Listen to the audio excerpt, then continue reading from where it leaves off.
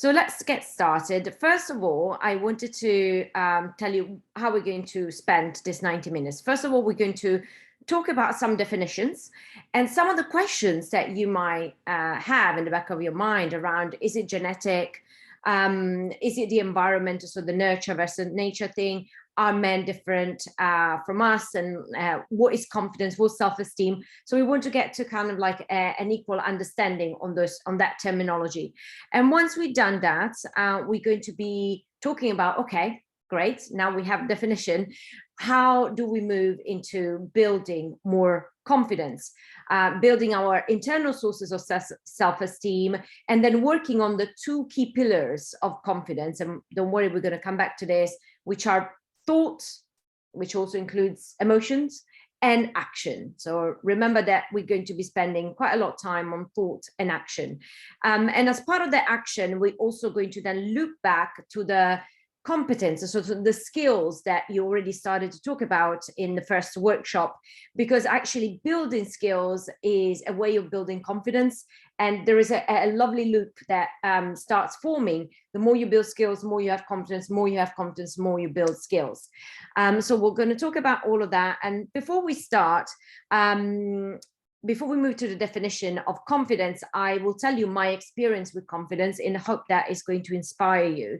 So when I started my career around the first few years in 2006, I was asked to be on a panel, and public speaking was something that I was really kind of attracted to, and I wanted to do more of it. It was petrifying for me, but of course, in that moment, I said, yes, I'll be on the panel. And then I spent the next few weeks absolutely petrified about the thought of having to get on that stage and ruminating, overthinking, it's going to be a disaster. I can't do this. I can't even breathe thinking about it.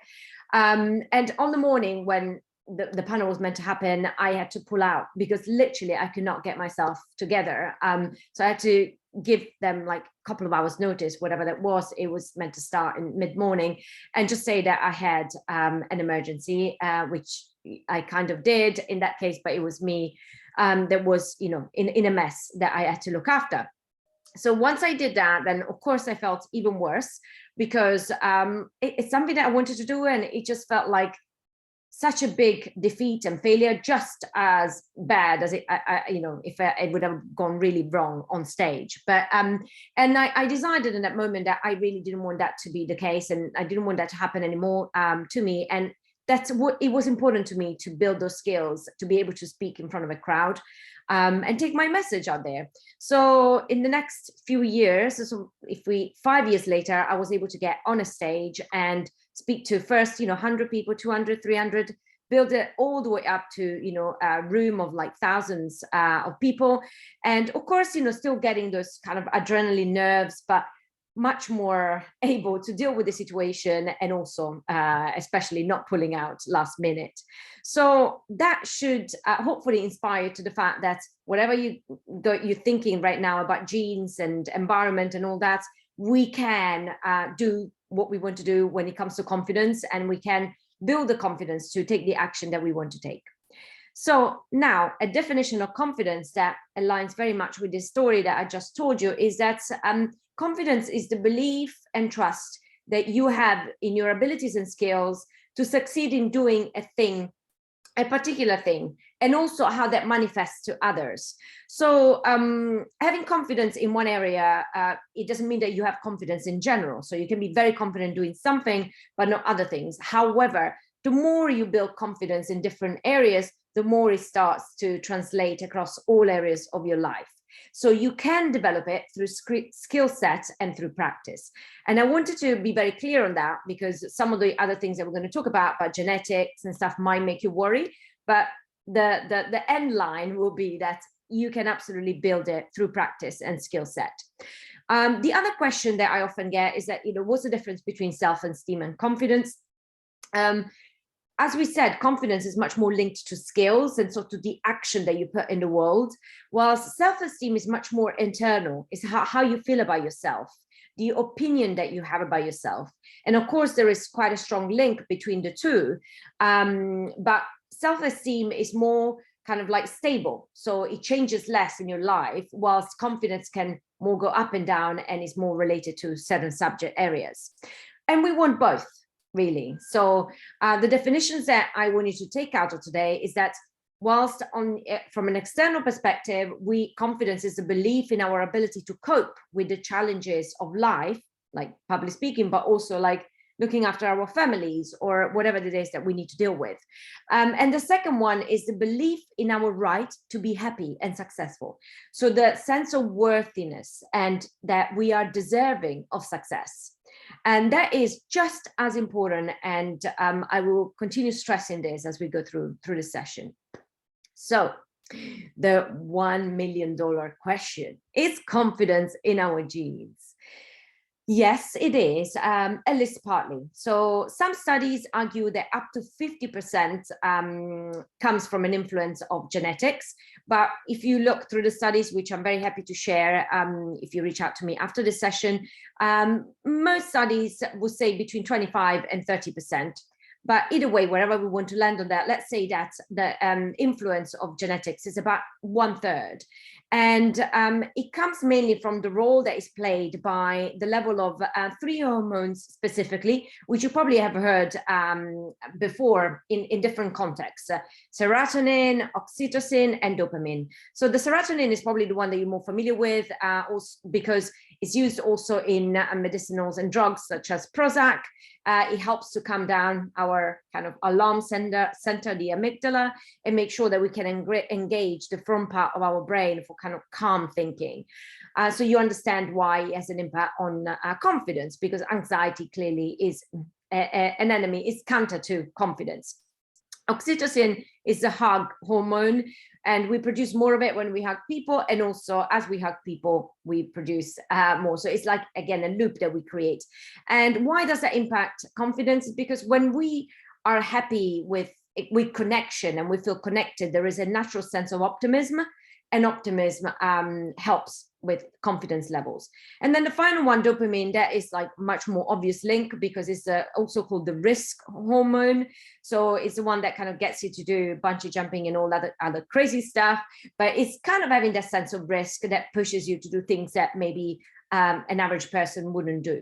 So all of those working together creates a cocktail that decides your starting level of confidence. Now, the second big question is, are women coded differently? And the question is, at first glance, not like is not those determining factors and those hormones that we just spoke about. Really, it has not been found that there's a link between men and women as to who has more or less. So that starting point seems to be equal. However, digging deeper, there are other variables that have an impact. And the key one is our brain chemistry. So women tend to have gray matter spread more throughout various parts of the brain, while for men is more concentrated. And also women tend to activate more the amygdala center, which is the one that sends kind of alarming signals. That's why we are more risk averse. So and also testosterone helps you be more confident, and men do produce naturally more testosterone. And that's why very often when you go into kind of presence training, confidence training, women will be told to just take more space and sit with your legs spread out. And if you want to try it now, you can. You immediately feel a sense of like having more kind of power and wanting to take up that power. And so again, there is a loop that the more you do this, the more you produce testosterone in your body, and the more you feel confident, and then you keep doing those actions because you can see the difference. So there are some elements, and I'm only touching on some of the key ones here because we don't have too much time to focus on this part. And then the final question is around the role of nurture. So of course, there is an existence of genetic predisposition, which we can't deny. But, if we said that only some studies attributed it 50% to genetics, very likely is less than that, then it means that the lion's share of it is the impact that nurture has. And this is good in many ways, because it means that we have the power, right? We have the power to change what has been nurtured rather than nature. And by the way, there's also many theories and studies that can prove that there are some genetic changes that we can make to the external part of the gene, but we won't go into that. So of course, there is also an element of anger that we have against society, because this issues have been created by, you know, patriarchal rules and the way that business and companies have been built to kind of like disfavor women. But at least we know that it can be addressed for the majority. And the final bit is around a combination. So nature and nurture coming together and where they meet. And actually where they meet is around what are called sabotaging tendencies. And although this is a strong use of the word, we all have saboteurs. There's about 10 recognized saboteurs. And they differ for men and women. So men also have their own sabotaging tendencies, as we all know, and we deal with them every day. But we also have our own that we tend to kind of divert towards. So rumination is one of them. The overthinking, which is also caused by the different brain chemistry, but then we, through nurture, make it even worse for ourselves. Perfectionism, you know, we don't want to put something out there unless we know that it's going to be perfect. No one can criticize it, but of course that is not possible. Wanting to please, again, comes from society, and also from the fact that we're much more of connectors by birth. And then, of course, with society, we have learned that our place is to please in society, and so that has stayed with us, even if we are trying to get it out of our system. And the final one is that we are risk averse, tend to be much more risk averse, and I have a stat on this later, which is going to be probably quite shocking for some of you about how much more risk averse than we are compared to men. So we have all of this that we have to work with, but we can. So before we move on to the how, then we close this first introduction part, I want to tell you a story that I want you to remember. And as I said, there are many of the studies that have been done, but this one really kind of stuck with me, and I use it a lot also with teenagers. A scientist that was studying confidence noticed that men kept scoring much better on math tests, where women, you know, tend to think that they're not as good as men. And every time he gave this test, you know, that there was a big difference between men and women. And then he realized that women were skipping a lot of the questions, many of the questions. So when they were unsure, instead of taking the risk, they would just not answer the question. So he made an intervention and made all the questions compulsory, which is a great showcase and kind of use of an intervention here. And things like that can be done also in the workspace and society in order to allow women to reach a more kind of equitable place. So when he did that, when he made the answers compulsory, you can guess what happened. The answers and the results were absolutely equal. So there was no difference between men and women. It was just that women were not answering the questions. And it goes to show that very often when we kind of question ourselves and end up not doing something, if we did it, probably we'd be doing very well, or at least as well as men. And so this is just the first invite to take action every time you're given the opportunity.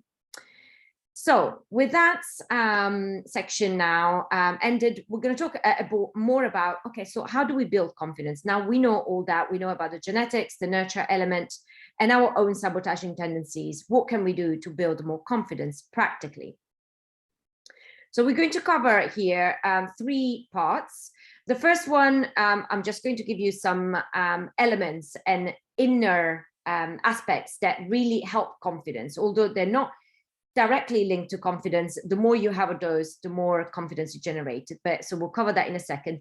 And then we're going to focus the majority of our time on those 2 big pillars that I mentioned at the beginning: thought and action, which are the ones that really have an impact when it comes to confidence and our confidence levels. So let's talk about the internal sources. These internal sources are things like accepting yourself for who you are. So if you don't accept yourself and you have this kind of internal battle with yourself, I think it's quite natural to understand why you wouldn't have the self-esteem and the confidence that you need to take action. And the same with a sense of self-responsibility. So if you feel like, you're the victim, where victim is not, is used in very much like honoring that word, but sometimes we feel that we have less responsibility that we could actually take. So having this sense of self-responsibility makes us act and increases our levels of self-esteem and confidence. Also being self-assertive without feeling that, we're being aggressive or that we are taking too much space, but actually feeling that we can assert what we think, what we feel, and what we believe. And also authenticity and integrity, those two go kind of hand in hand. And here I also want to underline the fact that fake it until you make it is a principle that doesn't have very strong foundations and is the wrong way of looking at confidence, because when you fake something, you know that you're faking it, and that means that you're not aligned with yourself. So you're not being authentic to yourself, you're not feeling your own integrity, and that can't lead to you having self-esteem and confidence. So the best way to go about confidence is to actually build it step by step with small actions that you take every day, and we're going to cover that in a minute. And the final bit is making sure that you know your core values, you align with your core values, and that what you do and the way you live your life feels purposeful and that aligns with your core values. And that will give you confidence, because when you are, kind of jarring with your own sense of value and purpose, then it's very difficult to feel confident. I think there was just, it wasn't a question. I think it was just an interruption. Right, okay. So ready to move on, where you're actually going to be taking some action.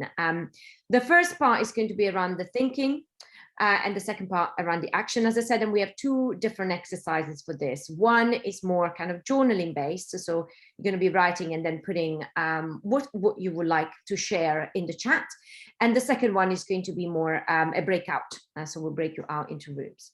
So when it comes to thoughts, you probably heard something similar to this, what you think you will become.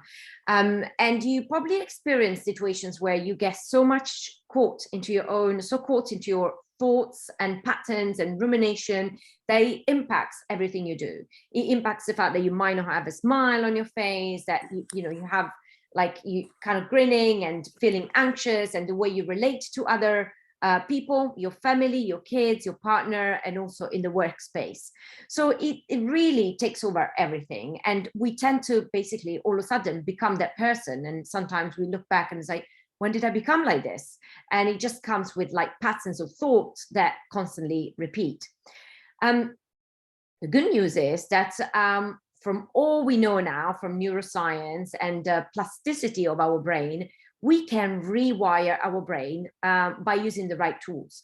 And we not only can rewire, like, let's call it the damage that we feel that society or our upbringing has done to us, but also we can go back to what we were born with, so that chemistry of our brain, and also change that. So not only we can have an influence on the nurture part, but also part of the chemistry and the nature bit, which is extremely empowering to know. And yeah, we have a great starting point. So now we just have to learn those techniques. So we'll start with, first of all, building awareness. Often our current thought patterns, misspelled that, is that we default to saying things like, I'm not enough, I can't do it, everyone is better than me, they will all laugh at me. And that happens when we are meant to do something where we're going to be possibly in the spotlight or have to interface with someone else for feedback, and we go into this mode. So awareness, catching ourselves into this mode, is the first step to change it, right? Because if you're not aware, you don't even know where to start and what to change. So what I want you to do in the next, so we'll take 1 to 2 minutes to do that. I want you to get your kind of journal out and to write down. So I suggested some of those there, but you might have different ones that you go to as thought patterns. And I want you to write down, what are those negative things that you tell yourself? I'm not good enough, or everyone else is better than me, that person is better than me, I will never succeed at this, or anything that normally is your go-to, write it down. So one or two that are your go-to. We'll take a couple of minutes.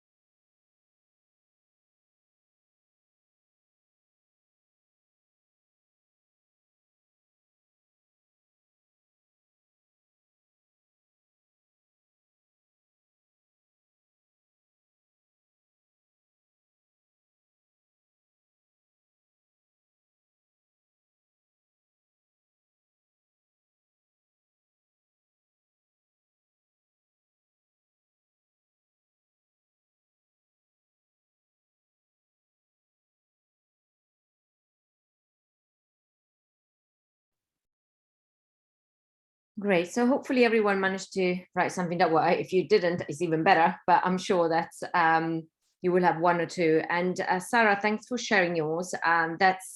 Yes, that's another key one. And actually, I'm glad you put that mum's voice. It's not your voice. And very often with those, it is not. It's someone else that has put it. And there are some practices that you can do to just basically release it and give it back to the person that gave it to you.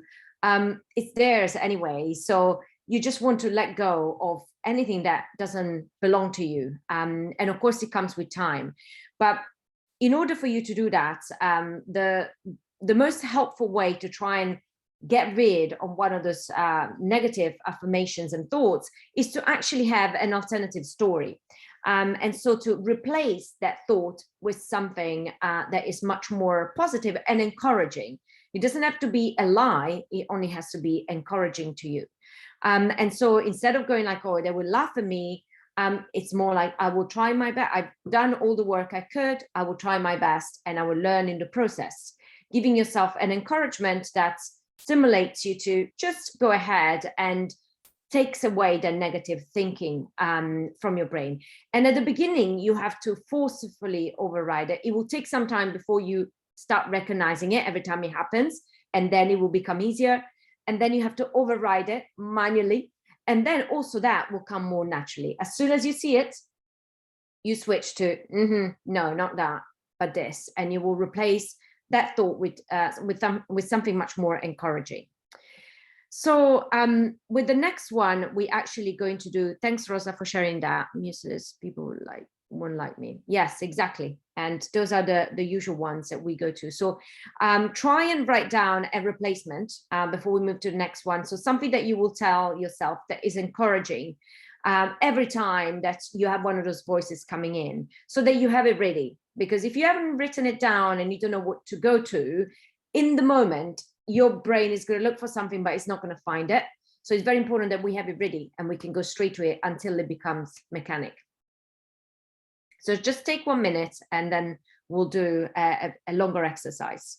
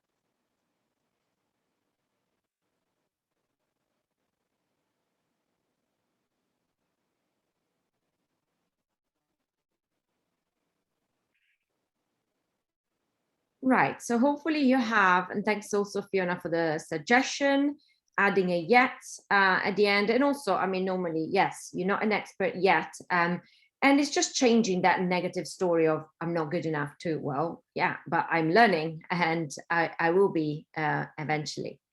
We're going to talk about affirmations. And I know that people struggle with this because we've seen kind of also that if there's an element of it that feels a little kind of hoo-hoo, and we don't want to, like, we feel weird about speaking to ourselves in front of the mirror, but it's super useful, especially at the beginning, and then you can switch to your own, to doing it just kind of to yourself, maybe as soon as you wake up, still in bed. But at the beginning, I really encourage you to do them properly and to stand in front of the mirror in the morning and in the evening when you brush your teeth, and just repeat them to yourself. And what we're going to do now, we're going to go through how you write great affirmations so that you don't feel that you don't know what you're doing, and that you know how to write them, and then we're going to have some time to write them. So with affirmations, we want to start with the words I am, because we want to keep it in the present. And I see that this is the thing that people struggle most with, because we always think about, well, if I want something in the future, I need to say in the future tense. But no, in order to kind of trick our brain and for that to go to our subconscious, we need to talk in the present moment and as if it's already happening. So I am, and then including an action verb word ending in ing. So I am living, I am doing, I am enrolling, and there's an example that I've given later. And also to state things in the positive. So we want to affirm what you want, not what you don't want.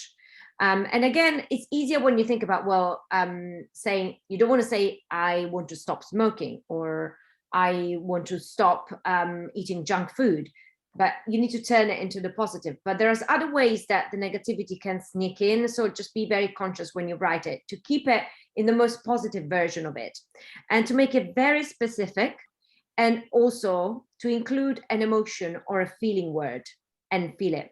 The reason why we do this, and by the way, affirmations have been proven to have a scientific impact on your subconscious, and to then get you into the right action to make those things that you want happen.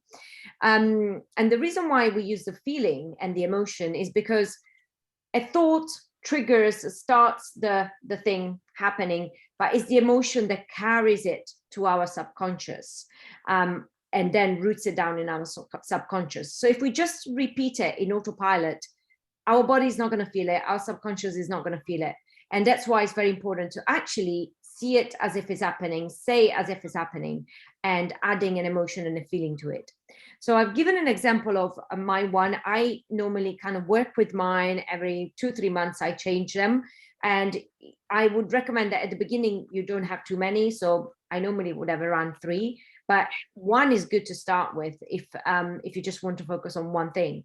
But I would say anything between 3 and 5 is the right amount.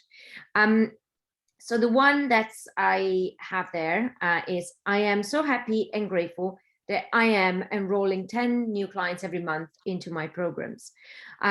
So if we break it down, we can see that I started with the I am. I have enrolling as the action verb ending in ing. It's stated in the positive.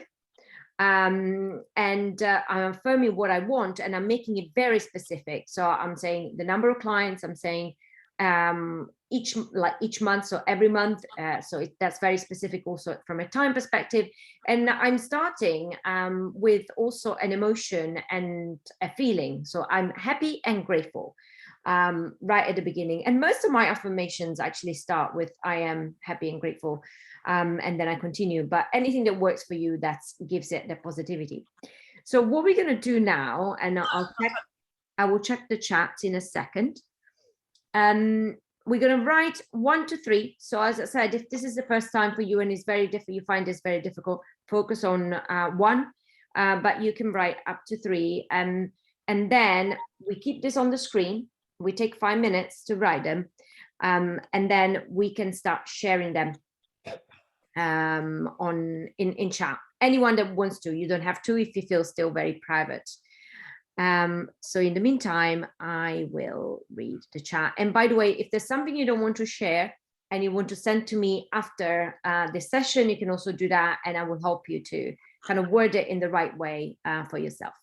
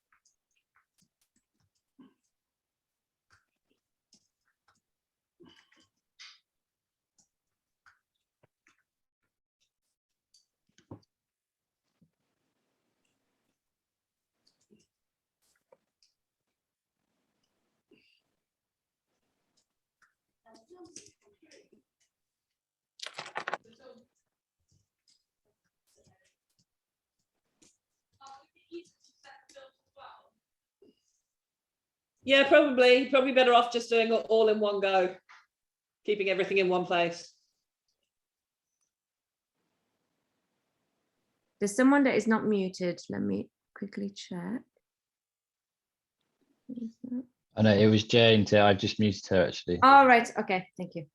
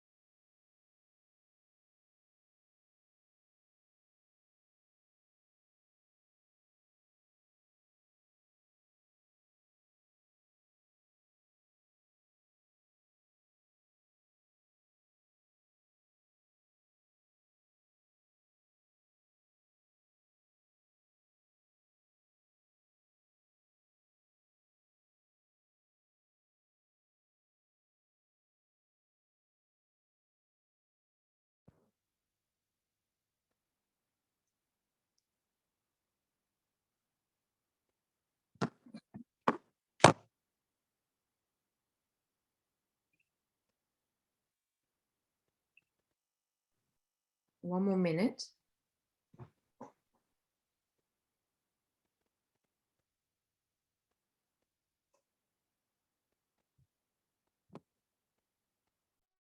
And if you want to share yours in the chat, like some have started doing, then please feel free, as we'll go through those, and it's a good exercise for everyone else as well.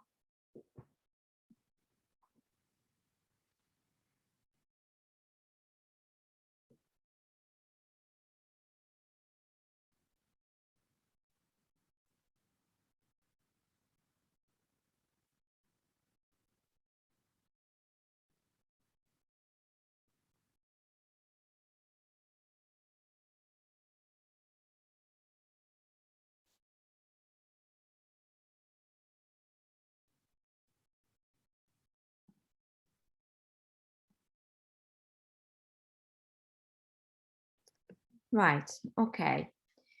So does anyone else that wants to share their affirmation? You can put it in the chat. Otherwise, I'll just go through the ones that, the couple that were put. So there was a few things that were mentioned in the chat that I want to cover.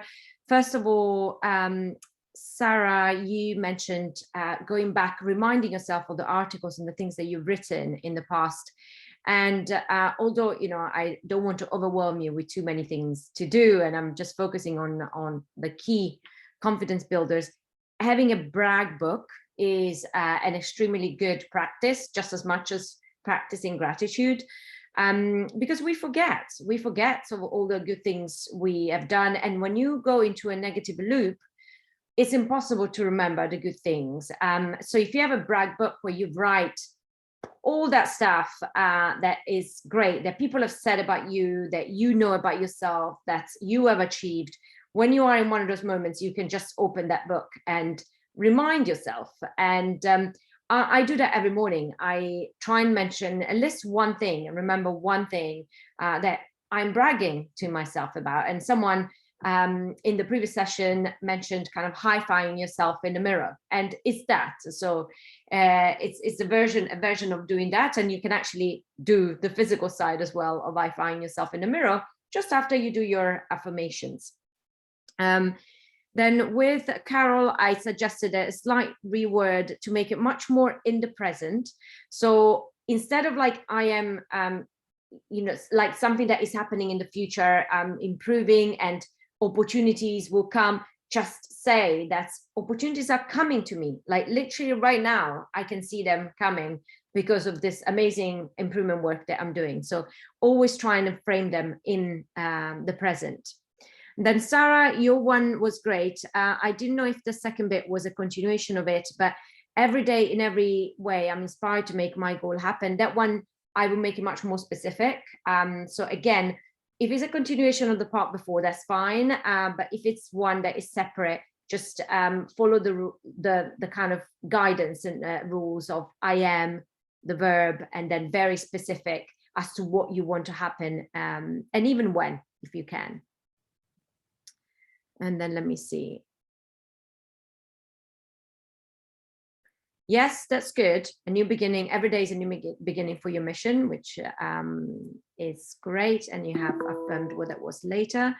To be creating new opportunities every week. Sally, that's great. The only thing I would add is what could be those opportunities? Is it work opportunities? Is it like I will be just a bit more specific on that? But other than that, the frame is great.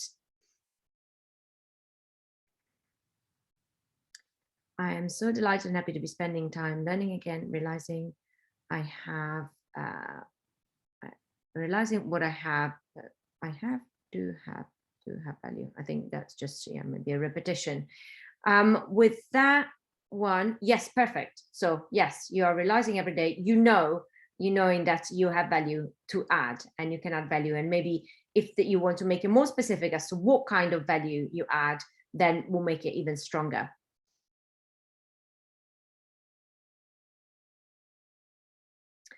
Yes, I'm happily grabbing the opportunities offered by this course with both hands.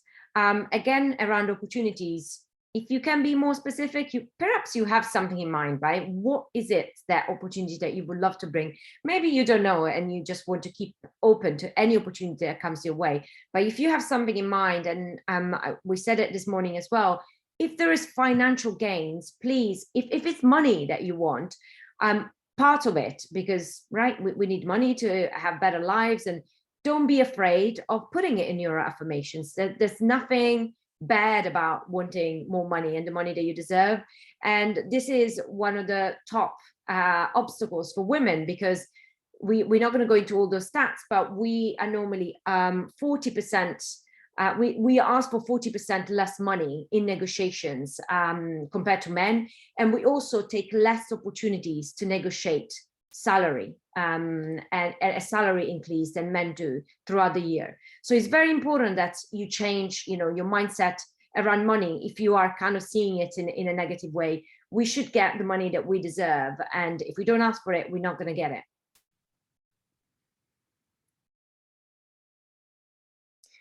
Deborah, that is perfect. That's exactly it. I'm so grateful. I'm influencing 5 business leaders this month to be introduced to 5 Black graduates and becoming a relatable role model. So that's super specific and framed in the right way. So the more specific it is, the more you actually taking the action then in that direction. And then Fiona, the final one, I'm happy and excited that I am writing my website content by the end of this month. Yes, to raise my visibility for my business. Great. Yes, perfect. That's perfect. And just making sure that the only thing I would say there, when you add something like by the end of this month, there is a little bit of procrastination that can come into it, because you're like, oh yeah, but it's by the end of the month. So I kind of reframe it a little bit, that I'm writing my website content every day. So that's, it launches at the end of this month, so that you make it that you actually need to do something every day for it. Yes, Debbie, I would definitely make it. So using my time productively, it's fine, but doing positive things, I think I will make it a little more. Maybe your brain knows already what those positive things are, but the more you state it to yourself, the more helpful it will be. For you to divert, because when you're not doing those things, then you will remember straight away, because you've been telling yourself in your affirmations that those are the positive things. So if you're doing something else, it means you're not doing what you should be doing, which is your love and the positive stuff that you want to be doing. I'm so happy and grateful that I'm growing my creative network, which will lead to the creative advertising job I want. Yeah, I would just change which will lead. Just say in the present, which is leading me to the creative advertising job I want. It's already happening. It's in motion. Great. Thank you, everyone. There was another great session on this. And as I said, reach out to me. And don't be shy. I'm very happy to look at affirmations and help you make them more kind of specific and more you. So now cleaning, that was the part on thoughts. So you will remember what we said earlier about the thoughts and action. Even if you just remember one thing from today, is that confidence, thought, action, and bringing those two together. So whilst we talked about thoughts now, which of course there's also the emotional side linked to it, we also don't want to remember, we also want to pay the same attention to actions and doing things repeatedly. So there's a quote there to inspire you, but more importantly, I want you to always think about confidence. Imagine it like a bridge between thought and action. So if you don't take action, there's no point having confidence, right? Because action is there for you to make your thoughts, your ideas, a reality. So it's a bridge to get you to take action. And sometimes we have to trigger it in the opposite way. So we have the thoughts, we want to do something, we don't have the confidence, and we might have to take the action before the confidence comes. So it's a different way of triggering it, but it will get you there. So we're going to talk about how we do that. Now, there's a few more things that we could talk on this topic around this, but these are the most important ones. So I wanted to make sure we could cover this properly. First one, embracing risks. Embracing risk. I mentioned earlier that as women, we're much more risk averse. And actually, even like I even measured that with my business. Like when I was working both with men and women, 80% of men would sign up for a course after they've had a call with me, whilst with women, they always have to think about it. Majority, right? You will have 1 in maybe 10 that are ready to take action, that they don't feel that they have to think about it. And so I've noticed that in my own world, but for sure, and that hasn't stopped me for just focusing on women, because I feel that is even more needed in society. So we are much more risk adverse. We feel that we need to think about things. We need to check with other people because we feel like we're second guessing ourselves, and we need to close that gap, right? And we can do things to do that. And we're going to cover it also with an exercise.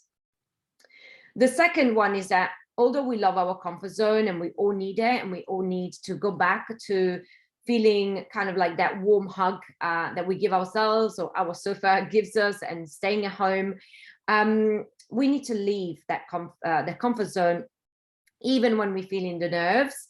Not if we are petrified. I think that can be really counterproductive to just take jumps into the unknown. I never advocate that. I feel that you can take little jumps, feeling some nerves, and taking little steps out of your comfort zone, but without completely throwing your entire system upside down, because otherwise you're just going to shut down, and that doesn't help anyone. The third thing we're going to talk about is failing, and failing fast. And so reframing our relationship with failure. And we'll explain what failing fast means. Because actually we have 2 of our sabotaging tendencies that really makes us hate failure. One is being perfectionist. So we want everything to be perfect so that no one can criticize and we never fail. And the other one is the rumination that goes on in our brain. That it means that when we have to make a decision, we stop and hesitate. And this has been found also for the difference between male leaders and female leaders, that often female leaders, even in their greatness, when they have to make a big decision, they tend to hesitate much more than men. And, it's part of a good trait, because we think about things a little more thoroughly, but very often it stops us from taking action. And the final bit takes it all the way back to the work that you did with Jackie and Jane at the beginning, around building mastery of your skills, the ones that you already have, as well as new skills. So there are some very positive loops that get created when you build your confidence, you act more, and you build more confidence as a result. But also, as you build your confidence, you also start building your skill set much more, because you are open to trying new things. And the more you try new things, the more you build your confidence. Right, okay. Oh, I think we went one too fast. So with this, we're going to do an exercise around embracing risks. So the first part of the exercise, going to go back to your journal, and then we're going to break you into groups in about 5 minutes. So I want you to take your journal and write down, list, 2-3 things that you need to do, but that you find scary or risky. So the stuff that you feel, oh, I really need to do this, but I'm terrified, or I really don't like, or there is a risk associated with it. Then the second list, 2 or 3 things that you actually want to do. Like me, I wanted to do public speaking, but I found it frightening. So something that you want to do, but you find risky and frightening. And then the third list is 1, 2, or 3 things that you admire other people doing, but it's so out of your comfort zone that you wouldn't even dream about going anywhere near it, right? But you still admire it. So there's part of you that if you just had the courage and the confidence, you would do it, but it doesn't even come. You don't even let it come into your brain. So if you write down those quick 3 little lists, we take 1 or 2 minutes, and then I'll talk you through what you're going to do in your breakouts.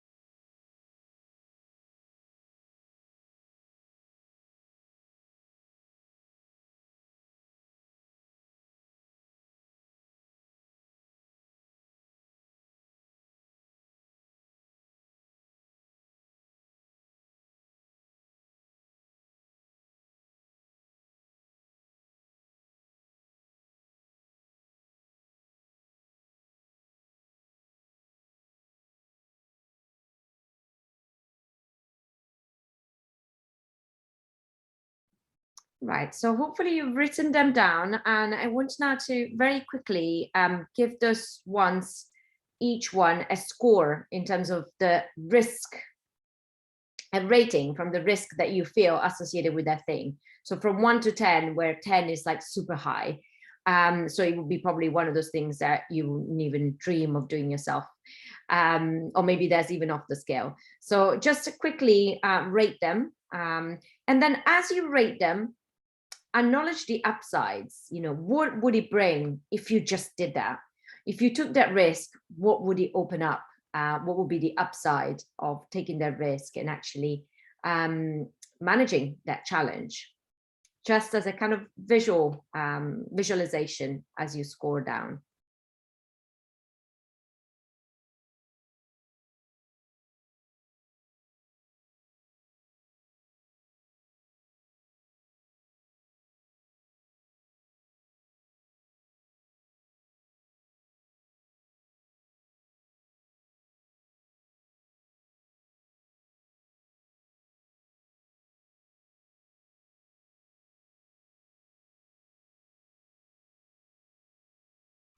And now the second part, what you're going to do with that, as you've now kind of rated them, pick the highest leverage challenge.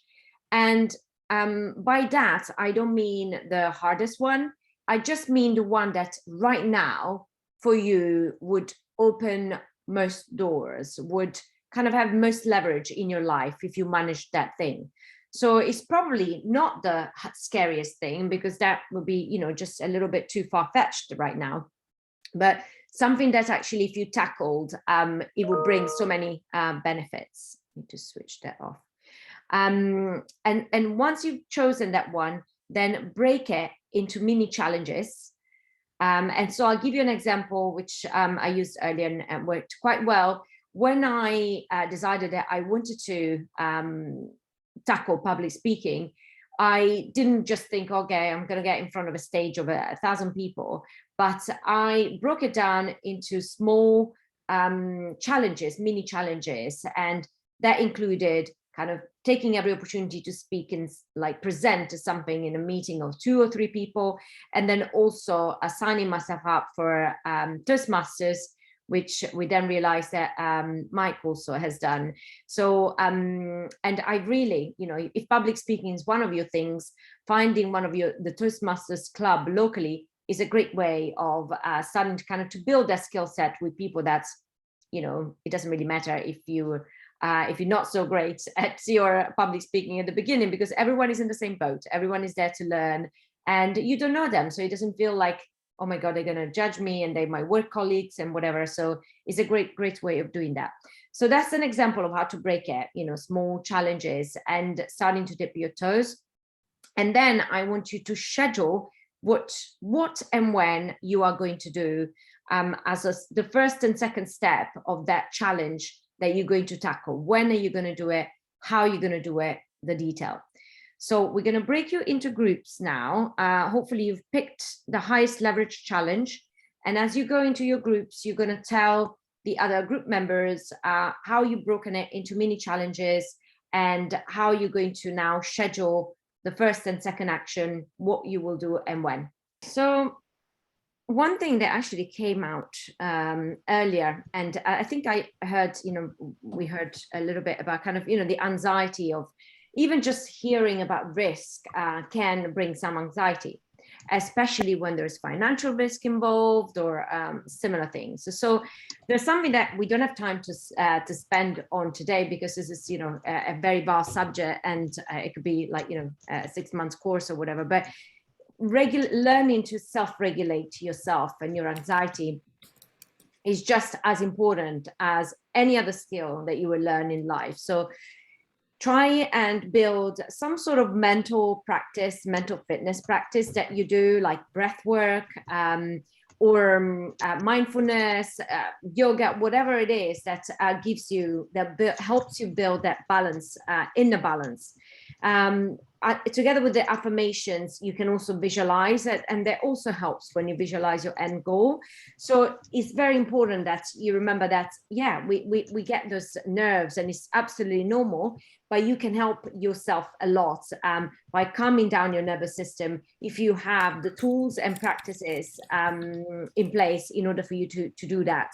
And then the other thing is also to choose the people that you hang out with, even if it's just for a period of time, because sometimes people say the wrong things and like go actually against our goal because they're thinking from their perspective. And that can be also parents or sometimes even partners, you know, they can give their fears to us. And we want to make sure that when we're going through processes of transformation, we choose very carefully who is in our circle of trust that can give us those positive bursts and encouragement that we need in those situations.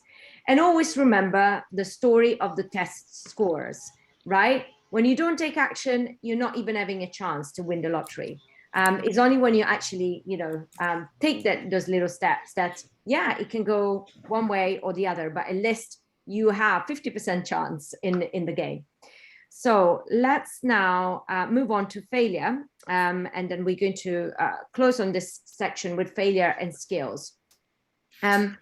So what I want to tell you is that you're all going to fail. And I know that doesn't sound very encouraging, but it is. So we're all going to fail. It's normal. It's the most normal thing. When you try things, especially when they're new, you're going to fail. So reframing failure as your first attempt in learning. So using the first letters and just reframe it in your mind. It happens to everyone, and it will happen to you because that's life. You're human. It happens literally to politicians, to athletes, to everyone. And it would be impossible for it would not happen to you. And it's also a byproduct of risk taking. So when you are failing, it means you are taking risk. You are taking action. You are doing something. You're not just standing there and sitting on your sofa. You're actually taking action. It also teaches you what works and what doesn't work. So you try a few things, and if they don't work out, then you know what works, what doesn't work, and next time you can focus only on the things that work out and revise the ones that didn't work as well. And also, if you keep at it, it will lead to success. And the example I give for it, there's a couple of examples. One is children when they start walking. Mike, can you make sure everyone is muted? I can hear tapping away.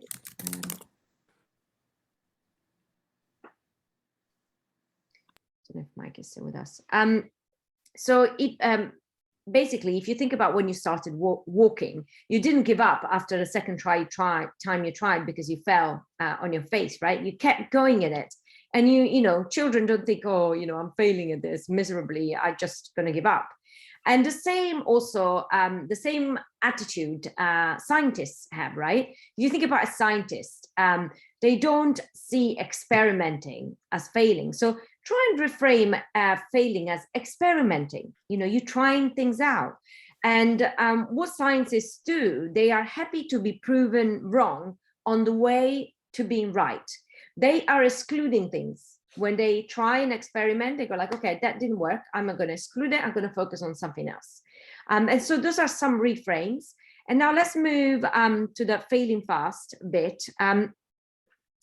Because we are perfectionists, we don't like to put our work out there unless it's what we believe perfect. But it's never going to be perfect until someone is giving you feedback on it, until you put it out in the world and people react to it. And then you go like, oh, okay, now I know what I need to do to adjust it. So the best way, especially in the work environment, is to fail as quickly as possible. So fail fast early on, get your product out. So maybe get 2 people. You have to do a big presentation. You call 2 people that are going to be stakeholders and ask them, can I show you where I am with this? And get them to give you feedback. And then go like, okay, they like this, they didn't like that. Okay, I'm going to use that feedback now. Fail fast and then adjust what worked, what didn't work. And that is called also the exposure technique. So taking small steps, and it also applies when you're taking financial risks. I not advise you to put like millions on the line, whether you have them or not.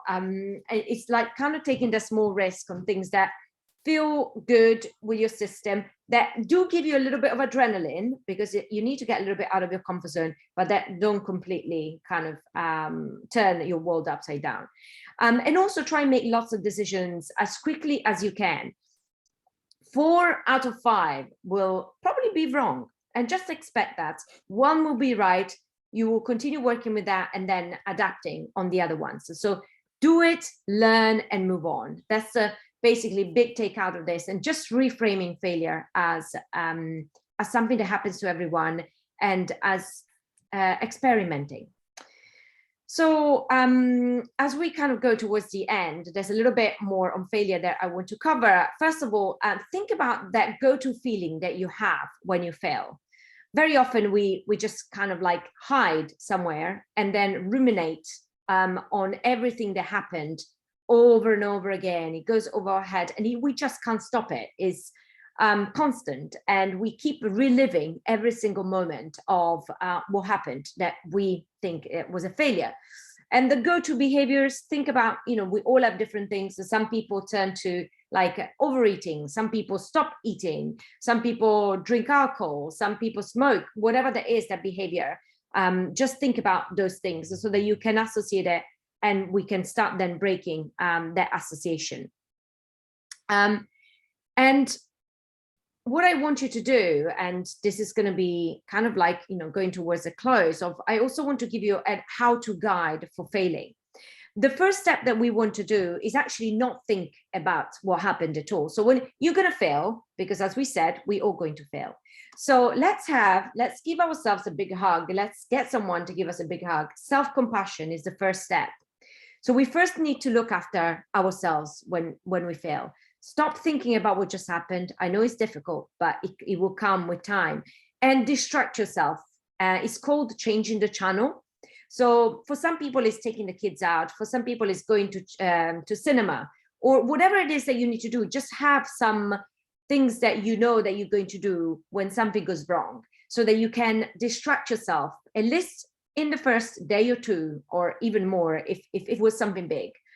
And then start putting into perspective. And when you put something into perspective, you can also have fun with this. There is always something wrong, something bigger that could ever gone wrong, right? Whenever something happens, just think about something worse that could ever happened. Once a colleague of mine, and I mean, really, I put it in the fun bucket, but it was really not fun for her. Her skirt fell off as she walked on stage. And it's like she was in front of hundreds of people without a skirt on. And it was summer, so she wasn't even wearing tights. And every time, and I've told her this, but every time something bad happens to me, like I just think, oh my God, at least that didn't happen. So there will always be something worse, and you can have fun with this a little bit. And also talk it out. It really helps to speak to someone about it, because as you talk about it, you realize, well, actually, this is not as big as I'm making it most of the time. Sometimes it might be, but most of the time, so 80% of the cases, it won't be. So we're working with the 80-20 rule here. So the first step on how to fail is to look after yourself, self-compassion, distracting yourself, putting into perspective, and talking to someone about it without going into the detail or the analysis. And then, because we want to learn from our mistakes, once you're ready, you've had a couple of days of looking after yourself, then you start looking at it. Okay, this is a setback, 2 steps forward, 1 step back. That happens. That's how it's meant to happen. Mindset building is a setback, not failure. Let me look at what worked, what didn't work. So we break it down like we did with the things that we want to take on, the risks that we want to take on. Break it down when something fails, and then look at it, what went well, what didn't go well, and then tackle those chunks one at a time.